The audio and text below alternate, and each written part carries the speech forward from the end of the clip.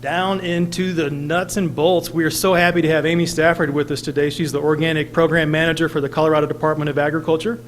The program provides USDA accredited organic certification to approximately 200 grower, livestock, and processing operations throughout the state of Colorado. Amy's introduction to the organic foods industry began as a consumer. She began working in organic certification in 1999 with the Organic Crop Improvement Association, where she helped one of the oldest U.S.-based organic certification agencies make the move from a relatively unregulated industry to a fully accredited organic certification agent under the accreditation from the USDA NOP. Amy currently lives in her classical musician daughter in Lakewood, Colorado, and can be found alternating her free time between hiking, attending symphony and opera productions, cooking all kinds of organic food, and attempting to grow the perfect organic tomato boxes on her patio. Help me welcome Amy Stafford.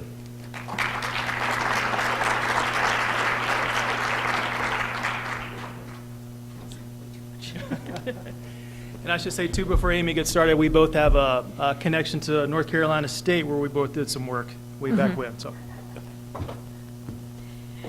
Okay, and again, like everybody else has started out, I would like to start out by thanking the Boulder County Commissioners and Boulder County Parks and Open Space for inviting me to attend this session today, and for putting this on at all. This is unique, and it's exciting to see the level of interest and excitement in Boulder County for organic production, sustainable agriculture systems, and local foods.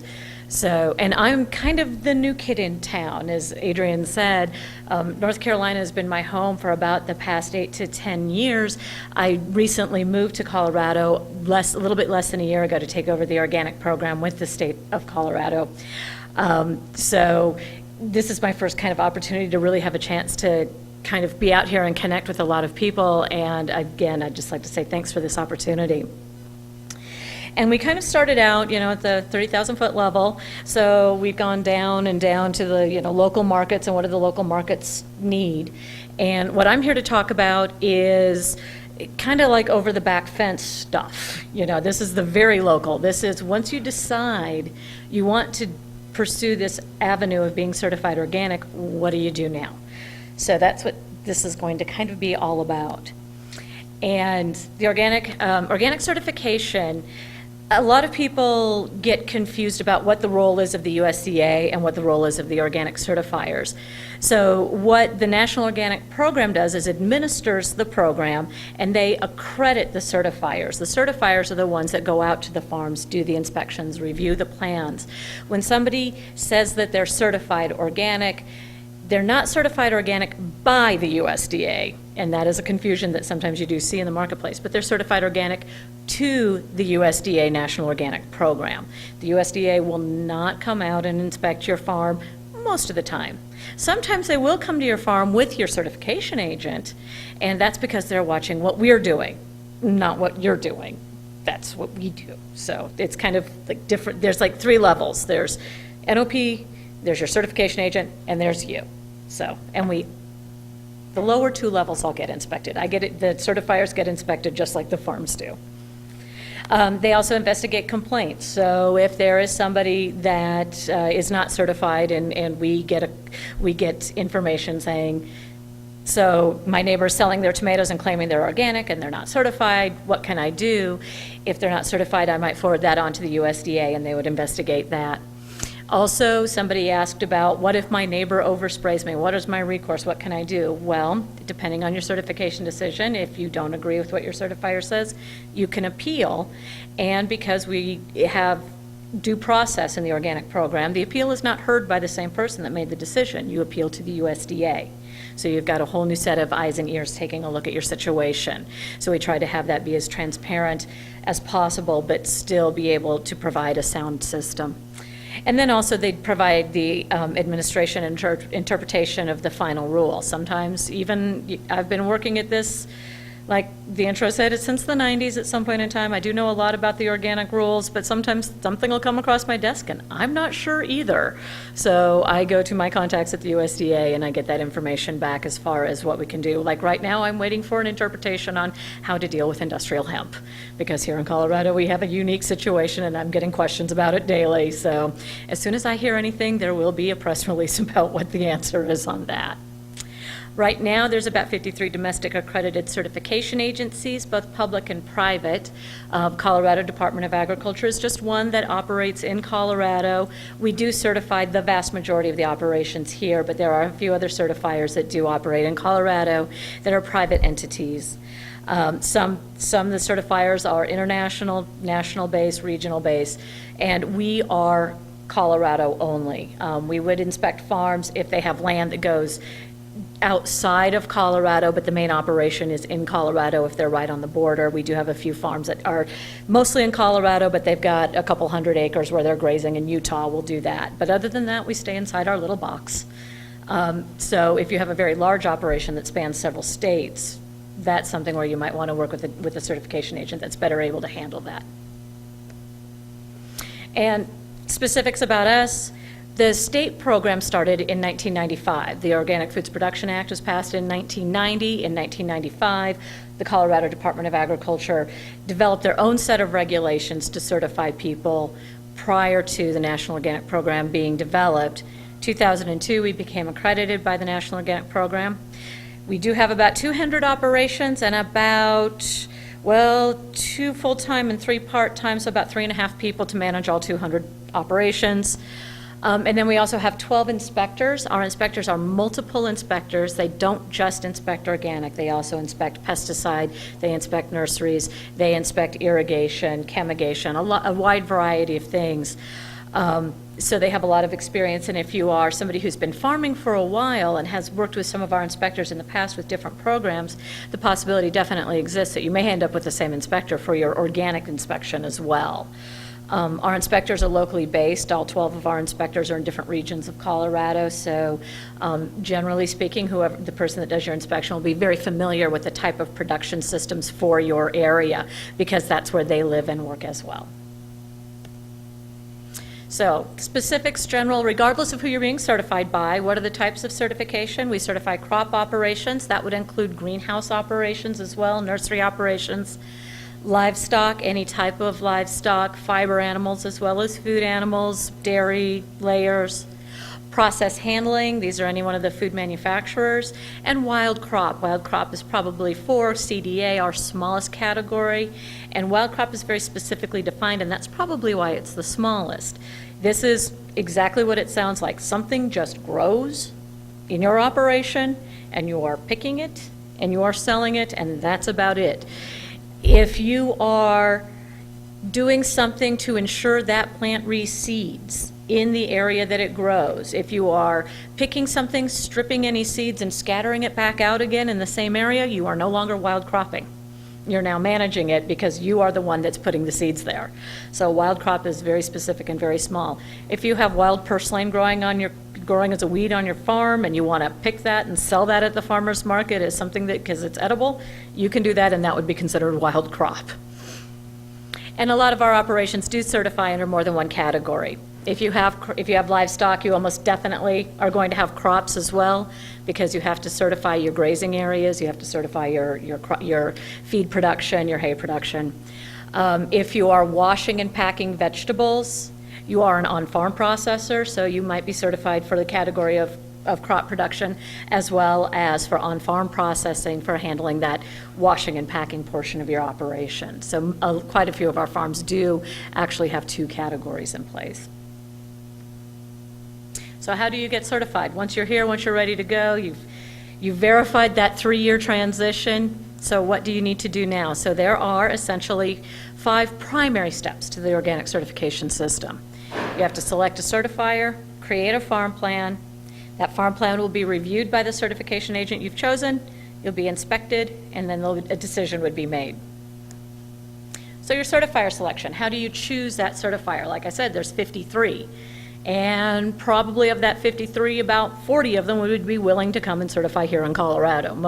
A lot of certifiers do operate nationally. So what do you need to do to decide what works for you? So what are you producing?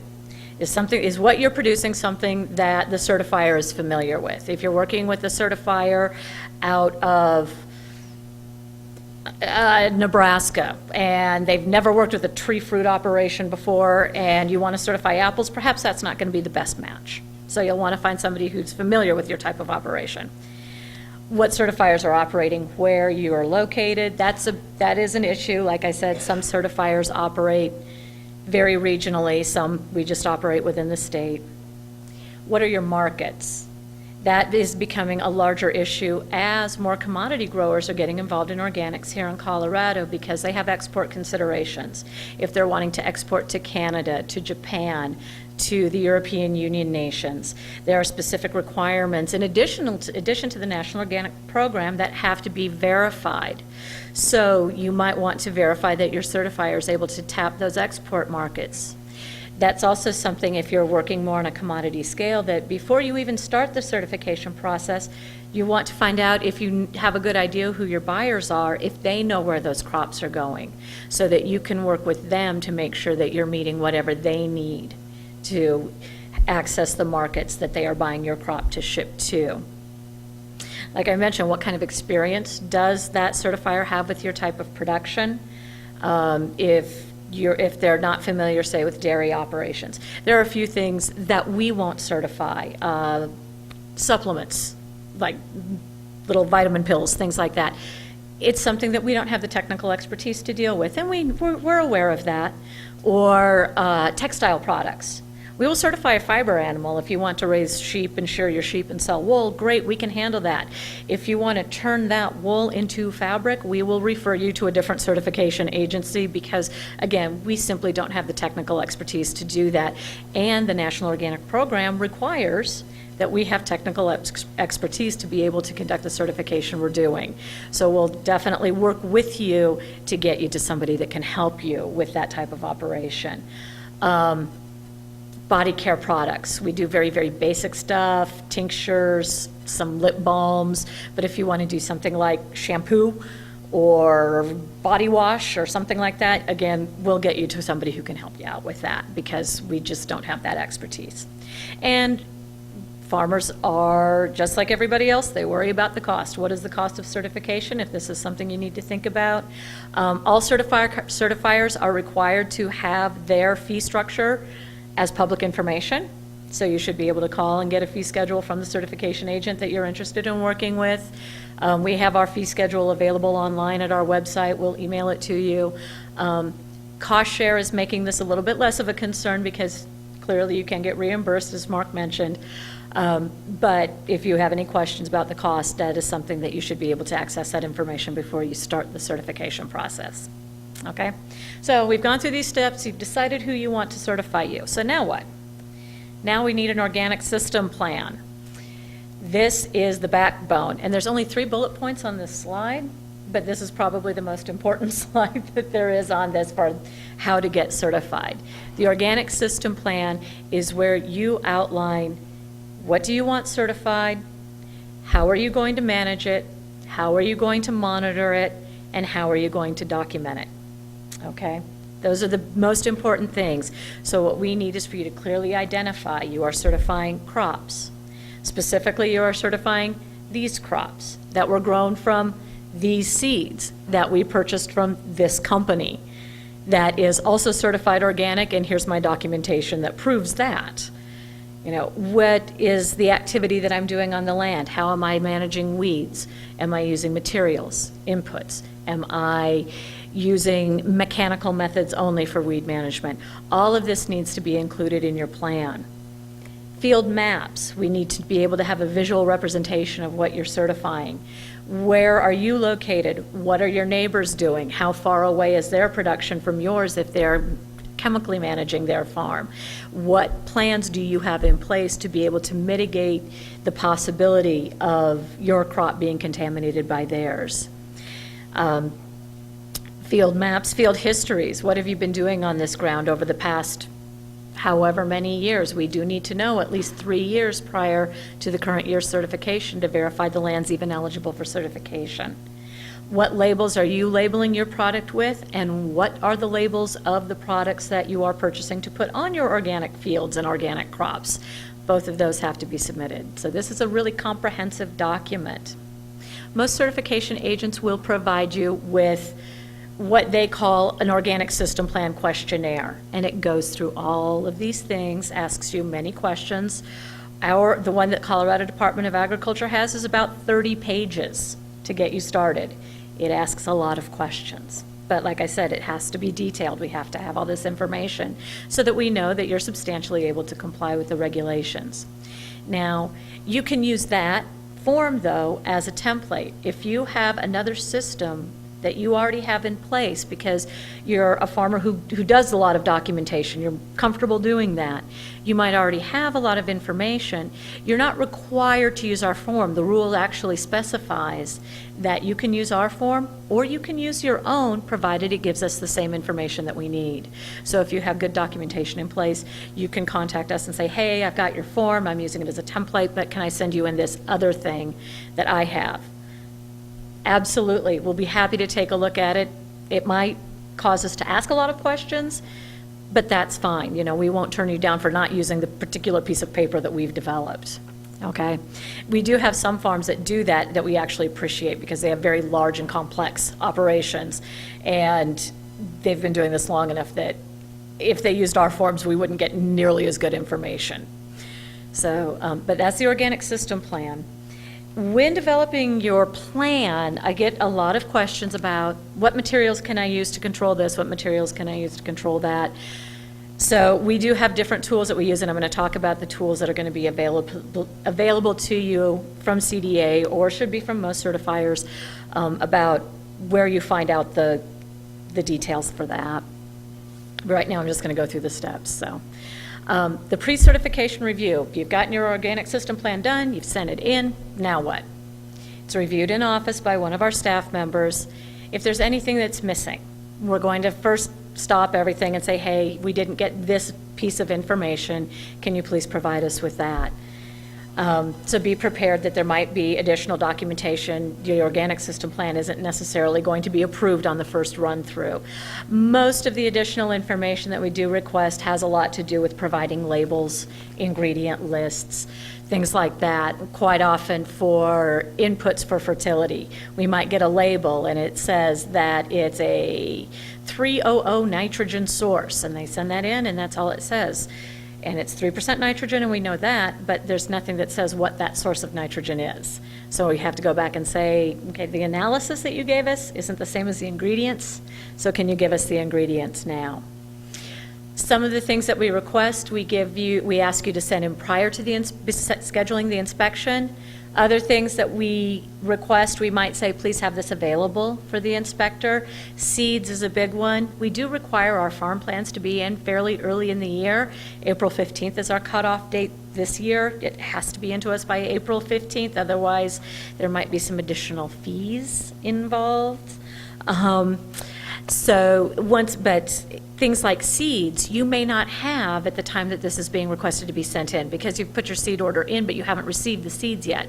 So how are you going to send us labels and seed tags? Those are one of those things that we understand that that's an issue, so we generally will say, have this available for the inspector when they come out to the farm, because we know that it's just an issue of the timing of when we need things in versus when you're able to get things done on the farm just because of the time of year. And we're very aware of that. So there are sometimes things we just say, just have it for the inspector, don't worry about sending it in now. Once everything's done, the first thing that you're going to get is the name of the inspector that's going to come out to your farm. Once you've had the pre-inspection review done, we'll send you a letter saying, this is the additional information you need to have ready for the inspector. This is your inspector's name. The inspector will be contacting you. And once you get that letter, our policy is that we will have the inspector on your farm within 30 days. That's not required under the National Organic Program, but that is something that we choose to do to make things go more smoothly for our applicants, and also because we have a limited growing season and we have to come out and do the inspection when you are in production. So we do have that 30-day window. So if you don't hear from the inspector whose name is on that letter that you get within a couple of days, give us a call so that we can contact the inspector and say, hey, how come you haven't called so-and-so yet? Because you're now at 22 days and you have to get out there, okay? So we do try to make sure that those keep moving through the system so that you have a chance to be inspected and get your documentation in place before you're ready to start selling. So your inspector calls, sets up the inspection. What does that mean? Generally speaking, it means about 4 hours for most farms. It can mean more depending on how complex or large your operation is. But a farm inspection for the organic production system is probably a little bit more comprehensive than most other inspections you may have experienced. We inspect pretty much every aspect of your operation.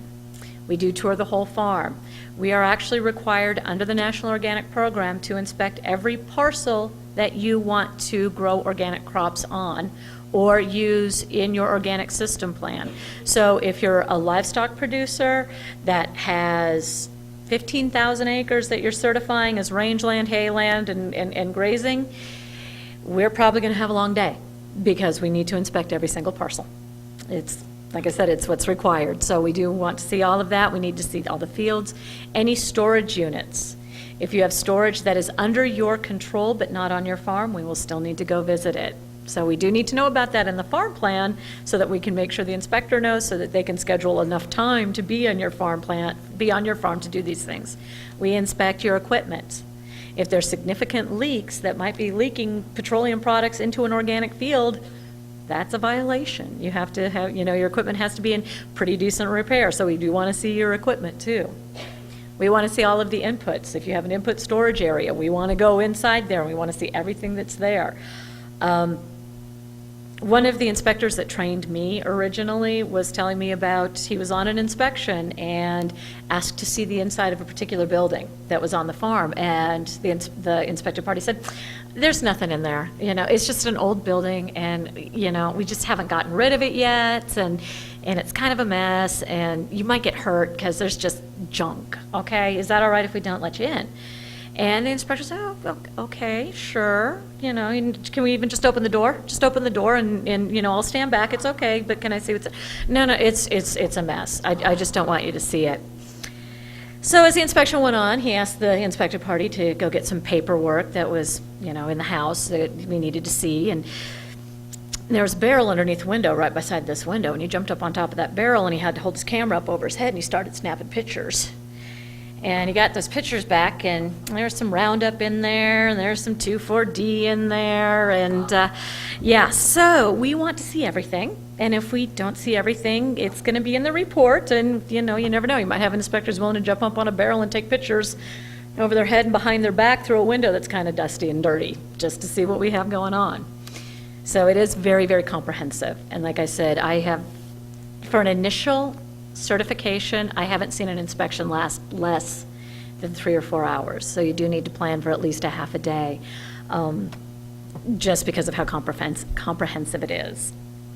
We do go out, like I said, we go out to the fields. We look for evidence of weeds. We look for evidence of insects and pests, not because we think weeds are a bad thing, and not because we think pests are a bad thing, but because we want to see diversity on the farm.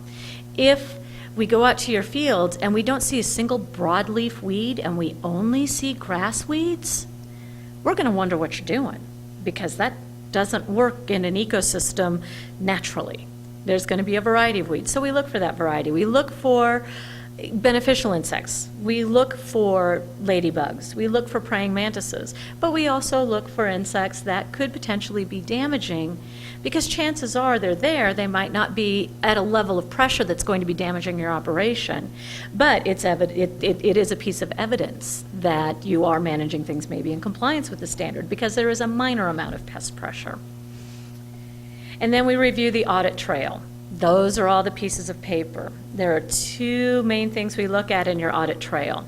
Can we take something that you have sold and be able to track it through your paperwork from the point of sale back to how it was stored, to where it was, when it was harvested, where it was harvested from, where the seed came from, and all of the inputs that were used on it, and how that field has been managed for the previous 3 years.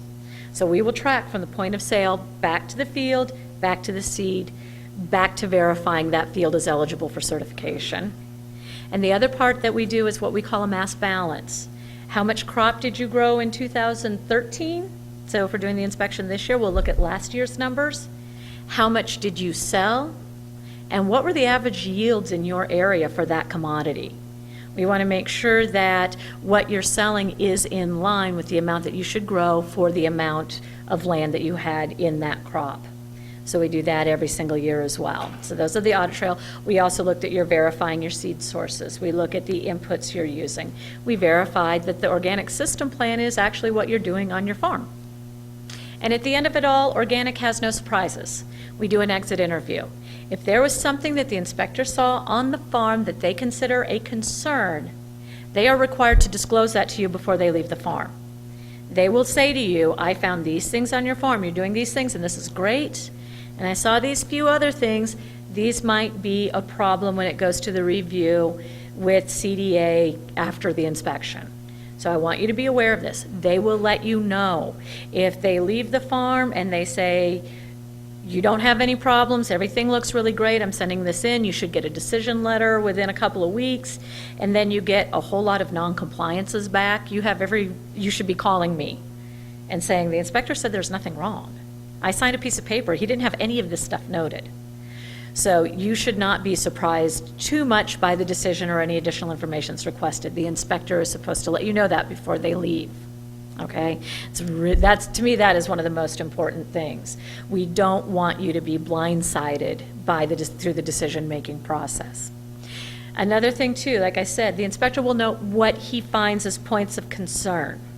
The inspector is not allowed to make the certification decision under the National Organic Program. That will be made by somebody after the inspection. The inspector is only there to verify that what you're doing in your organic system plan is actually what you're doing, and to provide you with an opportunity to do any updates at that point in time during the inspection, and then to note any potential issues. But they cannot tell you when they leave, oh yeah, you're going to get certified, or no, you're not. They don't have the authority to do that. Okay? And then the final review and decision. That inspection report gets done, it comes in, comes to me. We review the farm plan one more time because we're looking for those changes that may have occurred during the inspection. We review the report from the inspector. We review every piece of paper that's been sent in by you and by the inspector, all of it together. We're looking at the whole system. And then if there's anything that we say, you know, I've got all this stuff, but I'm still not clear on this point, we'll ask for additional information. Just because we're not 100% clear on something doesn't mean you're not getting certified. That just means we're going to have to dialogue a little bit more, find out what's going on, ask a few more questions, just send in the additional information. And most of the time that clears everything up really quickly. It's just something that, since the person making the decision isn't on the farm, they just don't quite understand what it is that you're doing. So they just want some clarity. There may be corrective actions. We do have the authority to say, okay, you're doing these things, and there's a few questions about, or there's a few little concerns, but it doesn't affect your integrity. We just need you to fix these things by this time frame. We don't say you can't be certified, but we do give you a time frame by which things have to be adjusted. And then there's also, if there is something that is an issue where it may affect organic integrity, you might get issued a notice of noncompliance that says you have to fix this before you can get certified. Or you could get issued a notice of denial. We cannot issue certification for your operation at this point in time because this violation of the standards indicates that it is not eligible for certification, and it is something that cannot be adjusted. A notice of denial will generally only happen if something can't be adjusted. There was some material that you used that was prohibited and you didn't realize it. You can't go back and pull it back out of the land and make it eligible. We actually had that at a livestock operation this year. Everything in their plan was great. The inspector went out. They said, oh, I got this new mineral blend for my cattle. Here it is. Comes into my desk. It contains a prohibited ingredient. So for 1 year, we were able to certify all of his cropland, but none of his livestock, and he has to make that change. So that's the possible decisions that come out. And then also, unannounced inspections, and this is something that Mark brought up as well. 5% of our operators do have unannounced inspections done each year. We just go in, we'll just show up. This happens combination, processors, farms, livestock. There's no particular reason. Most of them are selected at random, but we do go out, do unannounced inspection of 5% of our operations a year, and we also do random testing on 5% of our operations a year too. So we might come out to your operation and say, hey, we're doing testing of leafy greens this year, and I'm wondering if I need to pull about 2 pounds of your chard so I can send it into our testing lab. And then they'll test that for any pesticide presence. Now, if there does end up being a positive result, that does not automatically mean you're not going to be certified.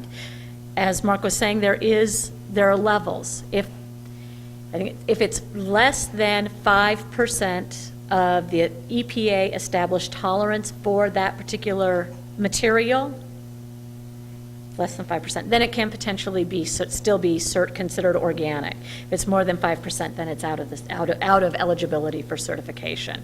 So there is, just because there is a positive test doesn't mean you're going to get decertified or something like that. So how do you know what you can and can't do? That's where technical assistants come in. So what can we do? In the past, certifiers were always told you can't consult, you can't consult. So a lot of certifiers and the inspectors said, okay, I can't answer any questions, because that's consulting. We can't tell people how to overcome barriers to certification. So if somebody calls and asks a question, I can't tell them, because that's telling them how to overcome a barrier to certification. The NOP in the past year has issued for that. This is the Organic Materials Review Institute list of generic materials and whether or not they are allowed for organic production. The Organic Materials Review Institute has been recognized by the National Organic Program as a materials review organization. So they review name brand products as well as generic materials. They publish lists of things that are allowed with restrictions in organic systems. Like this one is the generic materials. So like I just flipped it open, aquatic plant products. It says here aquatic plant products are non-synthetic and allowed unless they contain synthetic preservatives such as formaldehyde or are fortified with otherwise prohibited nutrients. So this is something that we can provide as technical assistance to growers. If you call me up and say, can I use something that has Chilean nitrate in it? I will pull out my blue book, I will read you what it says. And then we also have, this is online right now, we don't have it published. This is the Guide to Organic Certification in Colorado, written by the Colorado Department of Agriculture. It's pretty lengthy. But this has everything from, if you're interested in livestock but you don't know how to calculate whether or not you have your livestock grazing enough days of a year, because there are requirements for that, this gives you worksheets on how to do it. This gives you policies, procedures. There's 5 pages of resource places that you can go for more technical or specific information. So this is something that is really helpful too and available to everybody. We can do educational events like this.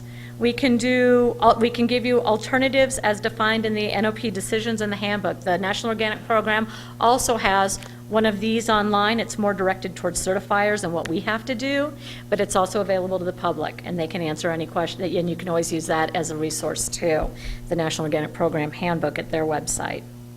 What can we not do? We can't fill out your forms for you. You have to do that by yourself. We can't provide site-specific information. I get all the time, just tell me how many feet my buffer has to be. That's kind of site-specific. I can tell you what you need to protect against. I can tell you well-known alternatives for managing your buffers, but I can't tell you it needs to be 15 feet because that's too specific. We cannot be involved in any decision-making processes for your operation. We can give you a variety of things, but if you say, just tell me which one, those are the 5 things, you need to decide which one. We can't make decisions for you. And then we can't suggest a change to your organic system plan. We can't say, you wrote this, you need to write that instead, and then it'll be okay.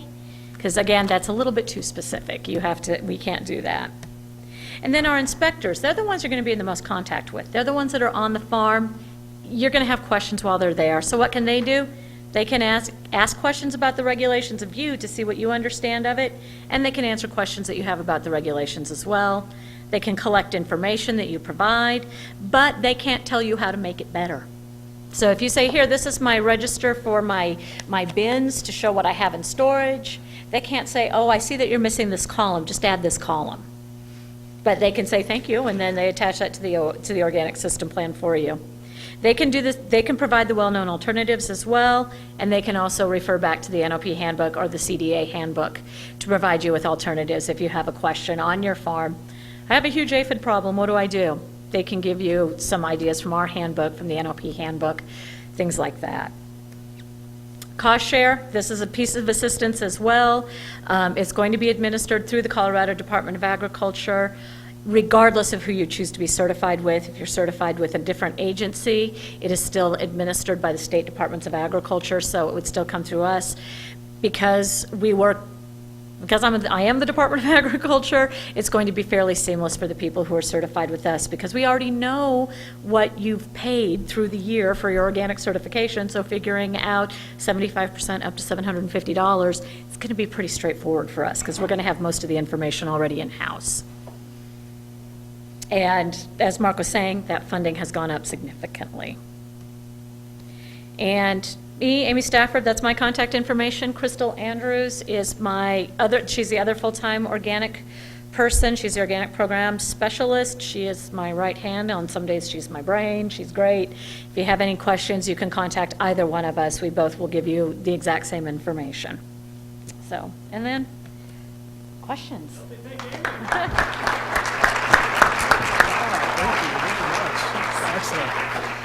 How far over did I go? So you were pretty much on time, pretty much perfect. So if you didn't grab all that, that's a lot of information to assimilate, to understand. Megan Huffman from Parks and Open Space is working in communications with Amy. They're talking about conducting a day-long nuts and bolts workshop of how to get certified organic. So I think to stay wired in with that, and talk with Megan, you could talk with me. I'd have information on that as well. So I think you've heard today that it's not simple. It's somewhat complex to get certified organic. But Amy, you'd be pleased to know that we have two congratulatory comments to start off with here. So one says, we just went through certification process with CDA. It was very, very thorough, and we truly valued the detail. Thank you.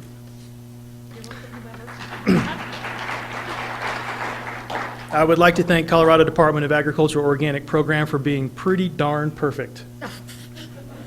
Okay, that's going to be tough to live up to. We didn't plant those, folks. These are live comments. Let's start off with this one. Does CDA have a list of consultants who can help us get ready for certification, i.e. OSP, materials, methods? Unfortunately, at this time, we don't have a list of consultants specifically by name. We do have, like I said, in our handbook, at the very, very end of it, we do have a list of other additional resources, and there are some things in here. We might have a few consultants that operate in the area listed, but part of that is also, unfortunately, due to me being the new kid on the block, I don't know the consultants. So as I start developing knowledge of the people who would be able to help you out with that, that would be publicly available. And I always refer people back to Extension. Colorado State has done so much great work. They're one of the few universities I know that actually has a minor in organic farming systems. So there's a lot of knowledge there, and I do like referring people to CSU because they do have some really good information. You bet. And I'm by far not the expert, but have production experience running farms, certified organic vegetable farms. So not all of us in the state have that background. So, are all of the inspectors state employees? At this point in time, for this year, yes, all of our inspectors are, all of our planned inspectors are state employees. We do sometimes, from time to time, have need to work with some independent inspectors, just if our workload gets too big or if there's too many other things going on for the inspectors. We have one or two inspectors that we know of that are Colorado-based that we would prefer to work with rather than bringing somebody in from a significant distance. If you're interested in being an organic inspector, feel free to contact me because I'm actually also, that's kind of how I started, so I've been through all of the training and everything. But right now, we're not anticipating using a lot of independent inspectors. With periodic testing, are there ever recalls? As a certification agent, we don't have authority to issue stop sales or recalls. We can't do that. That is, again, one of those things that has to come from the USDA National Organic Program. Has there been stop sales and recalls issued? I think there's been stop sales, but I don't think that NOP even has the authority to issue recalls at this point in time. So there's a system that does issue fines, and there have been significant fines issued since the inception of the National Organic Program when operators are found to be in violation. But as a certification agent, we do not have that authority. Timely question. With the recent floods here in Boulder County and the deposition of flood materials onto land certified organic, what is the effect on organic status? I think you and I corresponded immediately after that. Yeah, last year was tough, and it's going to be tough going into this year. One thing that I can answer is that the organic system and the organic certification is based on, like I said, it's an organic system plan. It's not based on materials and inputs and things like that are all part of it, but we want to know how you're managing your system. Okay, so with the floods, as of this point, I've been communicating with the National Organic Program personnel. They do not anticipate barring people from being certified for issues that have been completely out of their control, flooding. They're not going to say Farm A cannot be certified because they were impacted by the floods, because that wasn't, I'm pretty sure it wasn't part of anybody's plan last year to have that happen. So, you know, I did immediately after the floods contact the USDA, and they have regularly been assuring me that if a producer chooses to remove a portion of their operation from certification due to their concerns, they completely understand that, but they are not anticipating requiring people to remove portions of their operation based on the flood impacts. Here's a question that I'll answer, and Amy, maybe you can add on to it. The question is, if growing on Boulder County open space land, are you starting from scratch? Will it take 3 years before you can have your crop certified organic? The Parks and Open Space Ag Division has records on all these parcels, and there may be some instances where there have been no non-compliant practices executed on those farms, and they may be able to start off certified organic, and otherwise there'd be that 36-month transition period. Mm-hmm. Yeah. Essentially, if you can get documentation that verifies everything that's been applied to that land for the 3 years prior to the initial harvest of an organic crop, then it is possible for that first year's crop to be certified, but you would have to have documentation from a knowledgeable party. And that's not just with Boulder Open Space. That's like if you're renting a new parcel of land and you can get documentation from the landowner showing all the materials that they have applied to that. Sometimes you might get a statement that says, everything that's been applied to this land for the past 3 years is compliant with the USDA. But that's information coming from somebody that's not certified, so how do they know what's allowed and what's not? So what we ask for is a listing of what materials have been applied, and that way we have a little bit better knowledge of what's going on and whether or not any of those materials were prohibited that might increase or reduce the amount of time of the transition. Are you able to have non-organic and certified organic plots on the same parcel of land? There is nothing in the rule that prohibits an operation from having both organic and non-organic parts of the operation. What we want to know is how you're managing it. How are you segregating organic and non-organic crop at the point of harvest, at the point of planting? How are you ensuring that you are not contaminating yourself by drift? How are you maintaining distinguishability? Are you growing crops that are visually distinguishable in an organic and non-organic form? If you're growing non-organic barley and organic potatoes, and that's pretty much all you have, we're going to be able to tell if that's commingled because that's pretty obvious. But we also want to see how you're managing things like, you know, your spray and what chemicals you have on your farm. If you have chemicals on your farm that are specifically used for potato production, but you're saying that's your organic portion, we might want to look into that a little bit more closely. But there's nothing that prohibits both organic and non-organic on the same operation. And in fact, I'm going to attempt to bring in a colleague in eastern Colorado from Yuma who grows both GMO corn and certified organic popcorn in the same farm operation. So you'll get to see the gamut of discussion in some of our workshop series. In the years after the first annual inspection, will the inspection still take 4 to 8 hours? Generally speaking, no. But I cannot say 100% that it will. It depends on how your operation has changed. You know, if you have significant changes to your organic system plan, we're going to need to verify all of those changes.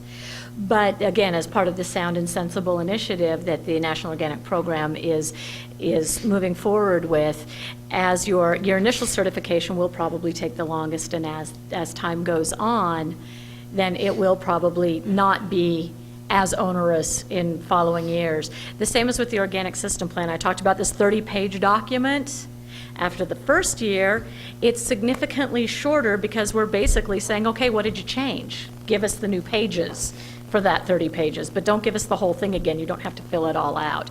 Some of our growers that are already certified that I've spoken with that might be here today, this is our first year of having this shorter. Just tell us your updates. And they said it's really a whole lot easier. So if you talk with anybody that's already certified with us, they can let you know what they think of that. Great. What is the total typical cost per year, including all 5 steps you mentioned, to certify a small grower operation?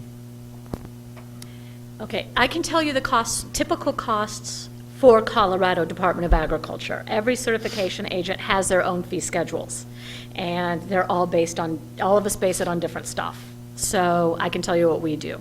We have a $400 base fee for your certification. If you have additional categories, there might be an additional fee. So if you're growing crops and then you also need on-farm handling for washing and packing vegetables, there's an additional $100 for that on-farm processing portion. And then we have a second portion of it that is your commodity fee. So we look at the number of acres that you're growing and the type of production. Is it an orchard? Is it dry land? Is it irrigated? And the combination of acres and type will drive that second portion. If you're growing 5 acres of mixed vegetables under irrigation, that would be another $400. So right now we're up to $800 or $900 because we have the 400 base, and then it would be an additional 400 for your crop fee. Inspection fees are $34 an hour. We charge 25 cents a mile for driving, which is a whole lot cheaper than the federal rate for mileage. And like I said, we also use local inspectors. So our inspector for the Boulder area, she lives in far northwest Arvada for the most part, that does most of the inspections here. So for her, I mean, it's backyard, you know, it's very little in mileage, but it's $34 an hour. So it kind of depends on how prepared you are at the time of inspection. If you have to go dig your records from the box in the attic where you put them after the taxes were done, it's going to take a little bit longer than if you have them sitting on the kitchen table when the inspector shows up. And then you tack on any of the cost share?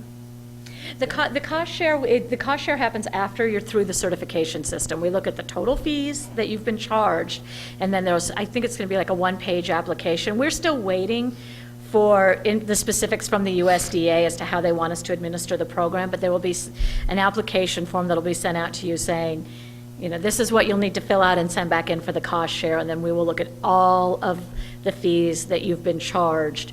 And then you get reimbursed. You do have to pay first. It is a reimbursement program, not a knocking money off the top sort of thing. So you do have to prepare for the full costs, but then you'll get the reimbursement at the end of it when you become certified. One final question. How do you evaluate manure and compost? Is all manure organic? Okay, now I'm going to get into the fact that I'm a rules wonk bureaucrat type of person. And no inputs are organic. Organics, because the way the National Organic Program is written, it's a food and feed rule. So things like inputs aren't necessarily certifiable, which means they aren't necessarily organic. So we look at inputs as, are they allowed or not? So is all manure organic? Well, no, because it's manure. We're not going to certify it. But is all manure allowed? There's no restrictions on using raw manure based on source. Okay, if you have a neighbor that has a conventional livestock operation and you're willing and you want to use his manure, we want to know if there's anything added to the manure. Okay, if he's cleaning out his barn, but he's not using any deodorizers, he's not using any pesticides, he's not using anything on the manure, you may use that. There are restrictions on the applications and the number of days between incorporation in the field. And note that I said incorporation, not just spreading, the date it's incorporated into the soil and the date of harvest.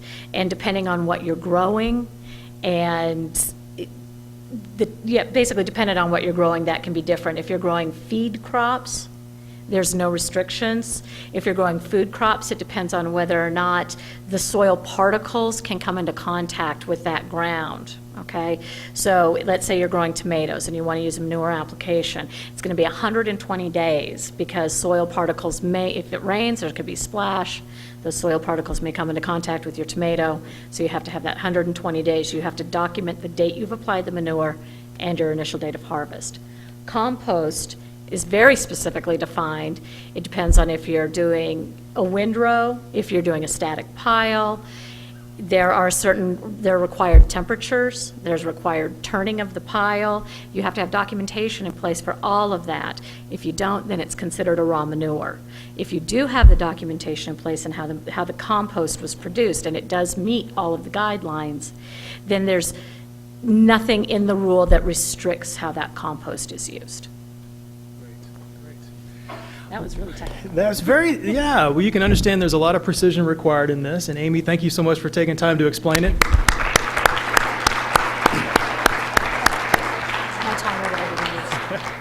You have Amy's contact information. Stay tuned. It'll be very beneficial if you want to proceed with this to come to the one-day workshop. And help me welcome finally for closing remarks, Agriculture Resources Division Manager David Bell.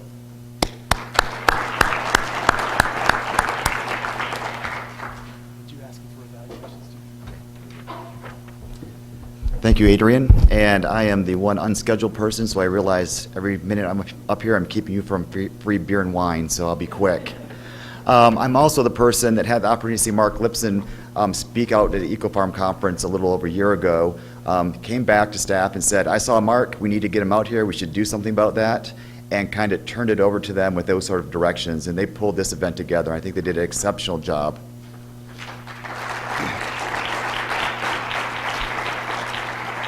And just to give a little kudos there, so Adrian Card, who just did a great job emceeing the whole event with Extension.